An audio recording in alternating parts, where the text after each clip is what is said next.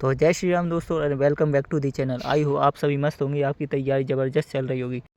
तो आज की इस वीडियो में आपको एसएससी के हर एग्ज़ाम के लिए मैथ की कंप्लीट स्टडी बताने वाला हूं, क्योंकि एग्ज़ाम चाहे कोई भी हो, एटलीस्ट 25% का मैथ तो हर एग्ज़ाम में पूछा जाता है। इसलिए हमारे पास एक प्रॉपर स्टडी होना बहुत ही ज़्यादा ज़रूरी है। तो आगे बढ़ने से पहले मैं आपको थोड़ा अपने बारे में बता देता हूँ। मेरा नाम अमन है और मैंने एसएससी एमटीएस 2024 में फाइनल सिलेक्शन लिया है और मुझको इनकम टैक्स डिपार्टमेंट मिला है। ये मेरा फर्स्ट अटैम्प्ट था जो कि मैंने 19 की एज में दिया था।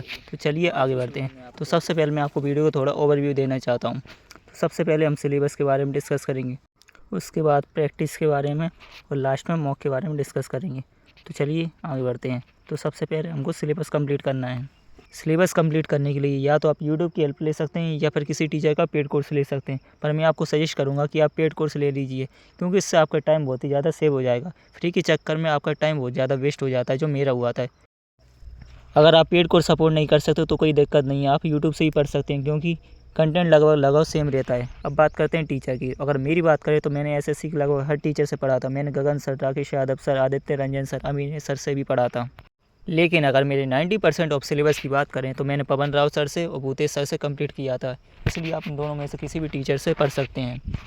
मैंने पवन राव सर से एडवांस मैथ कंप्लीट किया था और भूतेश सर से मैंने CHSL मेंस के टाइम पर अरिथमेटिक कंप्लीट किया था। तो आप इन दोनों में से किसी भी टीचर से पढ़ सकते हैं।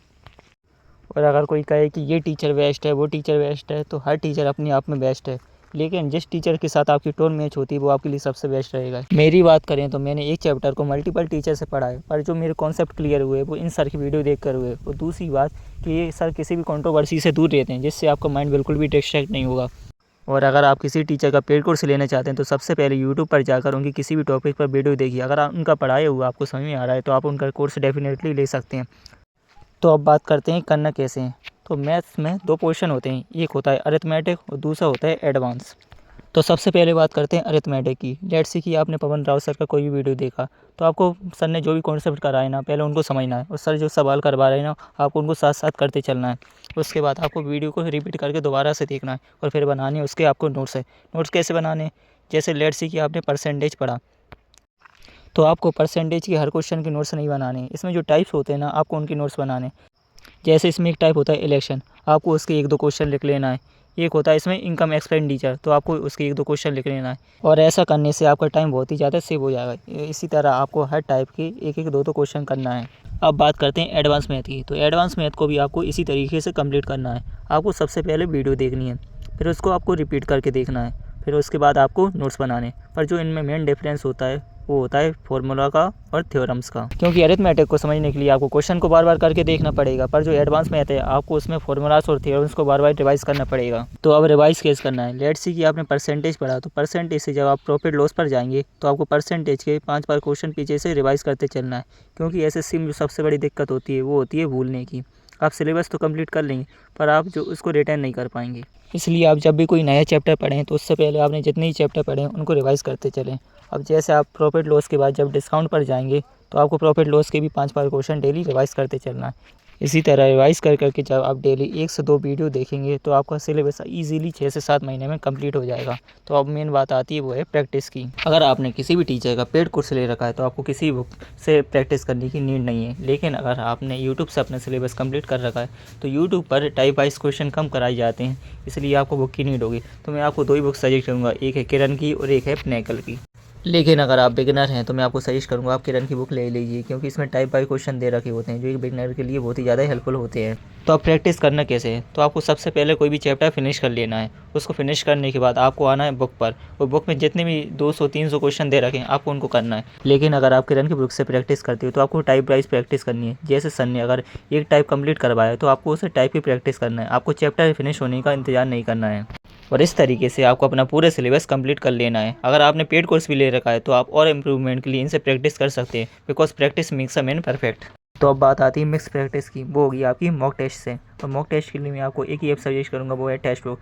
तो आपको प्ले स्टोर पर जाना है और इसको डाउनलोड कर लेना है, क्योंकि इतने कम प्राइस पर कोई भी इससे अच्छा मॉक प्रोवाइड नहीं कर सकता है।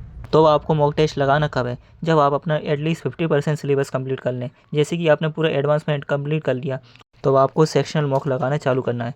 सेक्शनल मॉक होता है उसमें 100 क्वेश्चन नहीं आते। जैसे अगर आप मैथ का सेक्शनल दे रहे हो तो उसमें ओनली 25 क्वेश्चन मैथ के ही आएंगे, जिससे आपका पूरा सिलेबस रिवाइज होता रहेगा। अगर आपका मैथ कमज़ोर है तो आप पहले एमटी से स्टार्ट कीजिए, उसके बाद CHSL के मॉक लगाइए और लास्ट में CGL के मॉक लगाइए।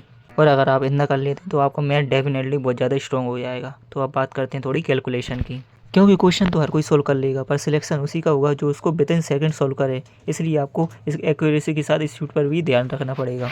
और इसके लिए आपको 1 से 30 तक स्क्वायर, क्यूब और टेबल याद होने चाहिए। मिनिमम तो 30 है, पर अगर आप चाहें तो स्क्वायर को 30 से ज़्यादा ही कर सकते हैं, जिससे आपको ही बेनिफिट होगा। और इसके साथ आपको परसेंटेज टू फ्रैक्शन का पूरा चार्ट याद होना चाहिए और पाइथागोरस ट्रिपलेट भी आपको याद होनी चाहिए। अगर आपको इनको याद करने में दिक्कत आती है तो आप डेली रफ पेपर में इनको रोज़ लिखिए, क्योंकि लिखने से जल्दी याद होता है। और कैलकुलेशन की प्रैक्टिस करने के लिए मैं आपको सजेस्ट करूंगा, प्ले स्टोर पर पुंडिस नाम का ऐप है, आप उसको डाउनलोड कर लीजिए। इसमें एग्ज़ाम लेवल की क्विज आती हैं, आपको उनको अटेम्प्ट करना है, जिससे आपकी कैलकुलेशन और ज़्यादा स्ट्रॉन्ग हो जाएगी। और इसके साथ ही प्ले स्टोर पर मैथ ट्रिक्स नाम से एक ऐप भी आता है, आप उससे भी प्रैक्टिस कर सकते हैं।